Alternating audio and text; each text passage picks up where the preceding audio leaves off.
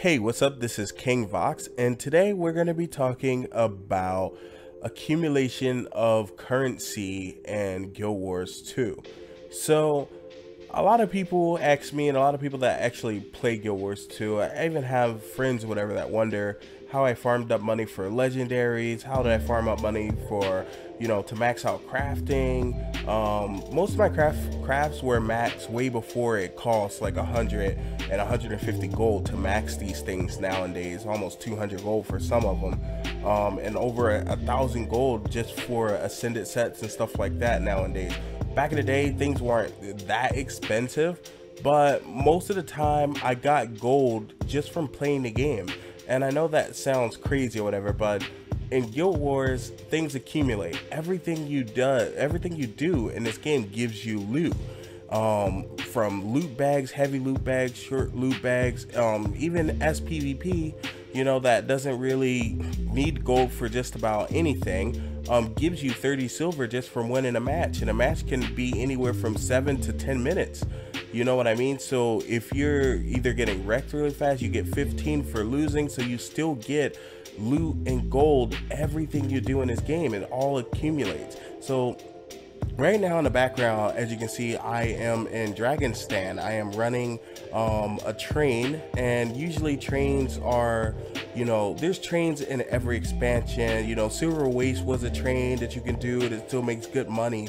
The thing is, in Guild Wars, you want to do as much as events, as far as PvE, as much as events as you can do for money, because that's what gives all the money. That's what you get all the loot. You get the best loots and the biggest bags, champion bags, and all that stuff from events. So when I say that I'm in Dragonstand in this video and I'm doing a rotation and stuff like that, this is the end of what happens. If you ever ran Dragonstand, you know what this is. This is the mouth of Maguma, I don't know, whatever.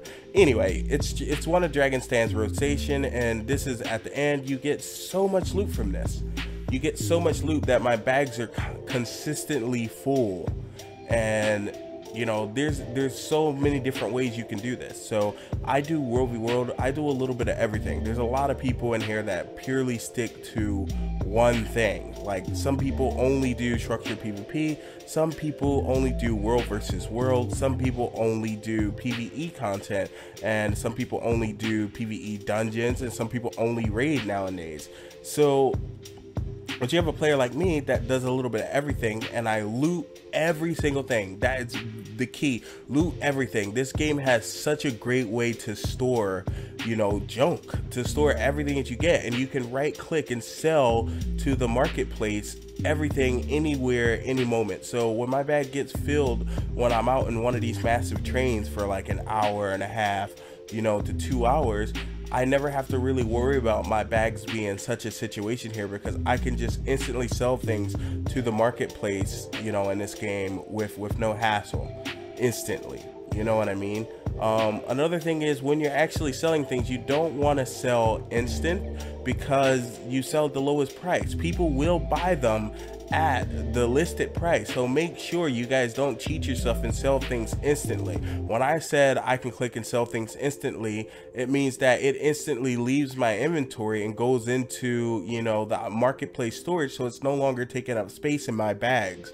So a couple days ago, I just got back to Guild Wars about 2 weeks ago, and I had absolutely no gold. Now I have about 150 gold to my name, and I'm about to start working on another legendary. I'm just not sure what legendary I want to build yet, but for you new players and stuff like that that really want to get into this game, and you guys, I know you guys are clutch for gold, but it's not, you can't really wrap your head around trying to farm gold in this game. A lot of farm techniques in this game have diminishing returns, so you want to just go out and enjoy the game. Don't beat yourself up trying to do the same thing over and over and over and over again.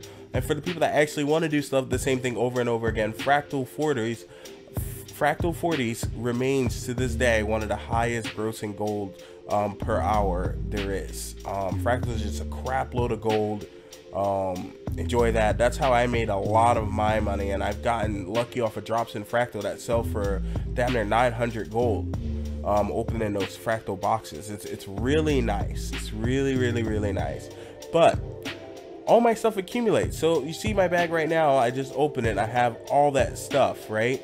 You just break all that stuff down or sell it. What doesn't sell, you break down and you deposit it into your bank. And at the end of every week, I would say go empty out your whole bank. Go sell everything in your bank except for your tier 5 and tier 6 mats.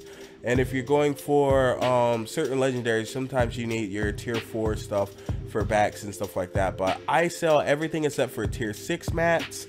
And at the end of the week, I probably sell about 60 to 70 gold worth of stuff that I've gathered, and from breaking down armor and stuff like that. So, you know, just let the gold come to you guys. Don't be out there stressing for the gold. You know, once you have exotic, ascendant's not that much better than exotic, so you'll be absolutely fine. Again, this is King Vox, and I just wanted to make this video to kind of try to take the stress off of your shoulders with wanting to get, you know, a large amount of gold, you know, right out the back, and trying to, you know, farm your heart out and burn your stuff out in the game. Just farm everything, just play the game, and trust me, it'll come. And just do what I say, sell it at the end. Peace out, subscribe. This is King Vox.